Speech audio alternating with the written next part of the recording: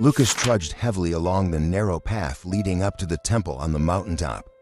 His heart felt as if it were weighed down by a massive stone, the pain of losing his mother still raw and lingering like an unhealed wound. Ever since she had passed, he had been drowning in sorrow, blaming himself for not being by her side more often. Life had lost its meaning, and each passing day was nothing more than a cycle of painful memories. Today, he had come to the temple to hold a memorial ceremony for his mother. In the misty incense smoke, he knelt before the Buddha's statue, clasping his hands in prayer. His heart overflowed with longing, and silent tears fell onto the cold stone floor. When the ceremony ended, people gradually left, leaving him alone in front of the altar, staring at the flickering candlelight. From afar, a Zen master quietly observed him. He was an old man with kind eyes, a slender figure, yet radiating an air of serene wisdom. He approached, sat down beside Lucas, and gently asked, "Is something troubling you, my child?" Lucas flinched, turning to look at the Zen master before nodding slightly. His voice choked with emotion. "Master, I cannot escape the pain of losing my mother. Every day, I feel as if a part of my soul has died with her. How do I move past this loss?" The Zen master did not answer immediately. He simply smiled gently, then gazed up at the tree in front of them. A golden leaf swayed in the wind before drifting down gracefully. He picked it up, placed it in Lucas's hand, and said, "Do you see this leaf?" Lucas nodded, still unsure of the master's meaning. This leaf was once a part of the tree. It thrived, soaking in the sunlight, absorbing the essence of the earth to nourish the tree. But eventually its time came to fall. "Do you think the leaf is sad?" Lucas looked at the leaf in his hand, feeling a strange stir in his heart. He had never thought about life in this way. The Zen master continued, "Your mother was like this leaf.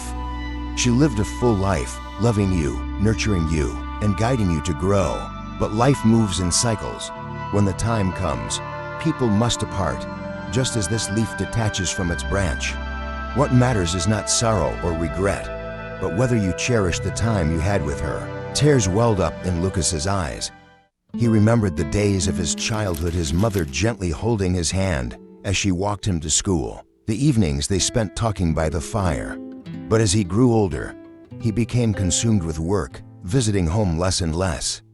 By the time he realized how fleeting time was, he could no longer turn back the clock. "But Master, I still feel empty. I cannot accept that she is no longer in this world." The Zen master nodded, gazing into Lucas's tearful eyes. His voice was soft, like the whisper of the wind. "Do you see this forest? Every year, when autumn arrives, the leaves fall, but the trees do not die. Instead, in spring, new buds emerge. Your mother may have departed, but her love has not vanished. It lives on in your heart, in everything you do, in how you live and treat others." Lucas remained silent. For the first time, he realized that his mother had never truly disappeared. Her memories, her teachings, they were all still within him. He had just been so consumed by grief that he had forgotten. The Zen master placed a gentle hand on his shoulder, his eyes filled with compassion. "Instead of mourning, live a life that your mother would be proud of.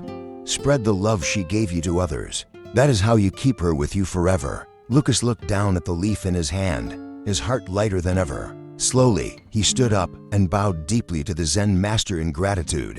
As he walked down the mountain path, the autumn breeze brushed through his hair. But this time, he no longer felt the cold, because now, he knew his mother was still here, in every breath, in every beat of his heart. Letting go does not mean forgetting, but accepting in order to move forward. We often cling to the past, holding on to things that are no longer there, as if letting go would mean losing a part of ourselves. But perhaps it is that very attachment that becomes the burden preventing us from moving forward. Falling leaves do not weep for the passing of autumn. They accept their fate, becoming part of the earth to nourish the coming spring. In the same way, memories and losses are not chains that bind us in sorrow, but seeds of growth if only we learn to embrace them. The past has fulfilled its purpose. Do not let what is lost keep you trapped in a place where only pain remains. Let go not to forget, but to free yourself. Because when we learn to walk lightly, we can truly live in the present and open our hearts to the beauty that lies ahead.